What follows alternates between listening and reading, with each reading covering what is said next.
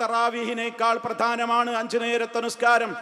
5 നേരത്തെ നിസ്കാരങ്ങളിൽ അലംഭാവം കാണിക്കുന്ന ആളുകൾ ഖുനൂത്തിലെ ഒരു പ്രാർത്ഥന കിട്ടും എന്ന് പറഞ്ഞിട്ട് അതിനുവേണ്ടി യാത്ര ചെയ്ത്, അല്ലെങ്കിൽ അതിന്റെ കാര്യത്തിൽ മാത്രം ശ്രദ്ധിച്ച് 5 നേര നിസ്കാരങ്ങളിൽ ഭക്തി തൊട്ട് തീണ്ടാത്ത നിലക്ക് കേവലം ചില ചടങ്ങുകളായി നിർവഹിക്കുന്നവരെ കാലത്താണ് നമ്മൾ ജീവിച്ചു കൊണ്ടിരിക്കുന്നത്.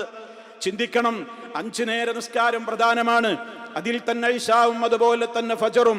എന്തേ അങ്ങനെ പറയാൻ കാരണം?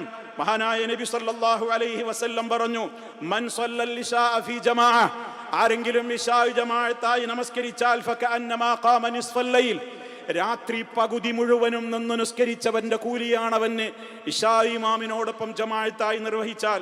വമൻ സല്ല സുബ്ഹ ഫീ ജമാഅ ഫകഅന്നമാ സല്ലൽ ലൈല കുല്ലഹു, ആരെങ്കിലും അതേപോലെ തന്നെ സുബഹി നമസ്കാരം ഇമാമിന്റെ കൂടെ നിർവഹിക്കുകയും ചെയ്താൽ രാത്രി മുഴുവൻ നിസ്കരിച്ചവനെ പോലെ.